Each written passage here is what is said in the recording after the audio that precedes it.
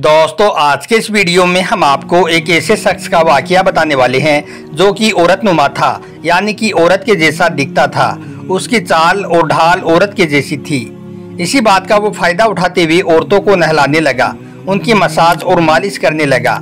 एक दिन उसके पास में बादशाह की बेटी मसाज के लिए आ गई। उसके बाद में उस शख्स के साथ में जो कुछ हुआ उसके बारे में जानकर आप भी हैरान हो जाओगे। इसलिए आज का यह वीडियो आप सभी के लिए बहुत खास होने वाला है।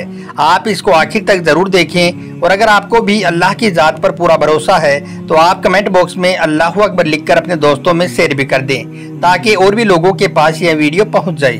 तो चलिए दोस्तों शुरू करते हैं। सब्सक्राइब कीजिए हमारे YouTube चैनल स्टार गुरु को और दोस्तों इस बेल आइकन को दबाना ना भूलिए एकदम लेटेस्ट वीडियो सबसे पहले देखने के लिए। बनी इसराइल में एक औरतनुमा शख्स रहता था।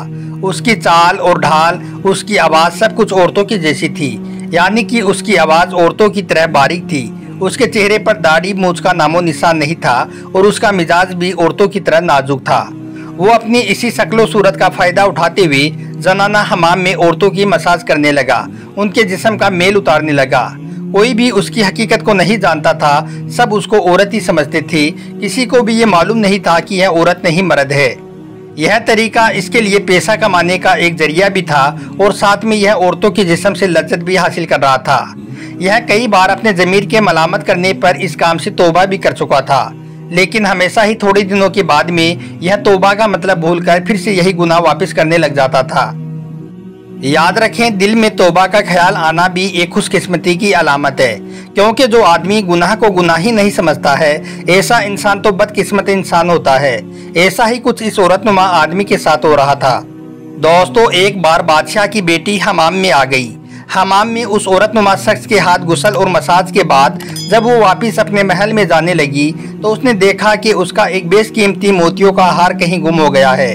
उसने उसको बहुत ढूंढा। जब वो हार नहीं मिला तो उस बादशाह की बेटी ने हुक्म दिया कि इस हमाम में जितनी भी औरतें मौजूद हैं इन सब की तलाशी ली जाए, इन सब के कपड़े निकाल कर देखे जाएं। उसके बाद हमाम में मौजूद उन सारी औरतों की तलाशी ली गई, मगर वो हार कहीं भी नहीं मिला। यह देखकर वो औरतनुमा जो शख्स था जिसका नाम नसूक था, वो बहुत डर गया और अपनी रुसवाई के डर से वो एक कोने में छिप गया।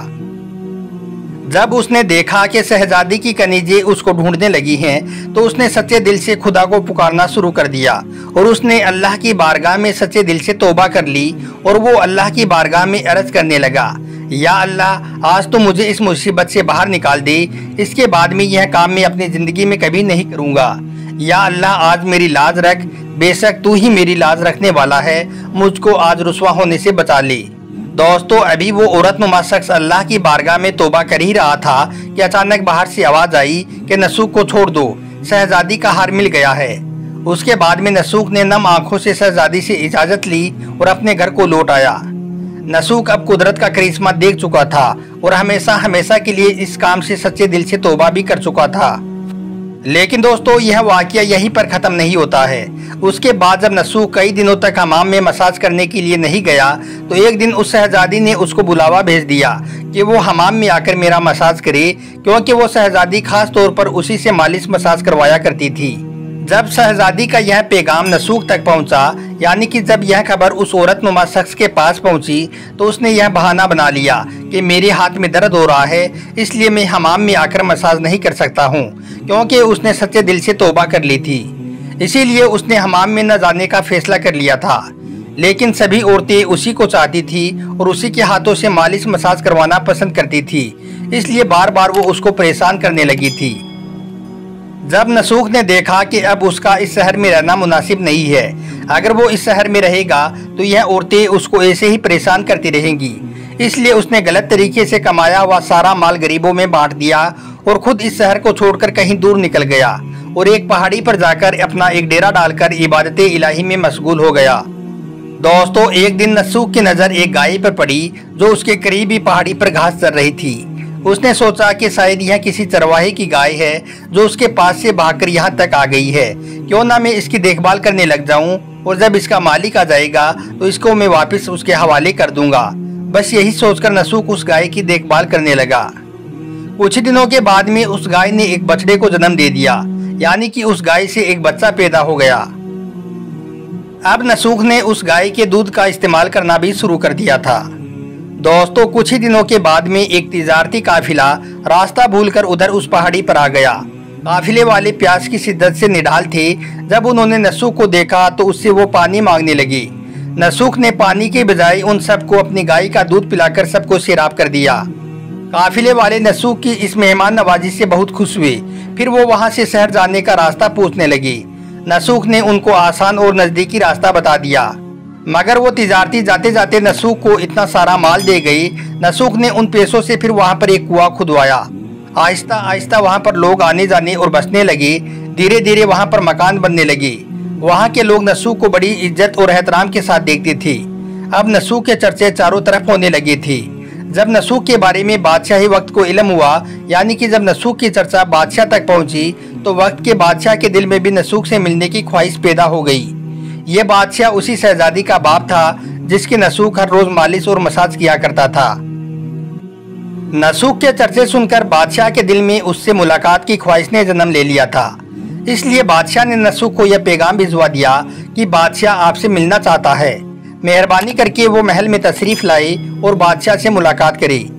पैगाम मिलते ही नसूख ने बादशाह से मिलने से इनकार कर दिया और कहने लगा कि मुझे बहुत सारे काम है, इसलिए मैं बादशाह से नहीं मिल सकता हूँ। जब यह खबर बादशाह तक पहुँची तो बादशाह को बहुत ताज्जुब हुआ और कहने लगा, अगर नसूख मेरे पास नहीं आ सकता है तो कोई बात नहीं, मगर मैं खुद तो नसूख के पास जा सकता हूँ। मैं खुद नसूख से मिलने चला जाऊंगा। और फिर एक रोज बादशाह नसूख से मुलाकात करने के लिए अपने महल से निकल गया। अभी बादशाह नसूख के इलाके में दाखिल हुआ था कि खुदा की तरफ से मलकुल मौत को हुक्म हुआ कि जाओ और बादशाह के पास और उसकी रूह को कब्ज कर लो। उसके बाद मौत का फरिश्ता आया तो रास्ते में ही बादशाह की रूह कब्ज कर ली गई, यानी कि बीच रास्ते में ही बादशाह का इंतकाल हो गया।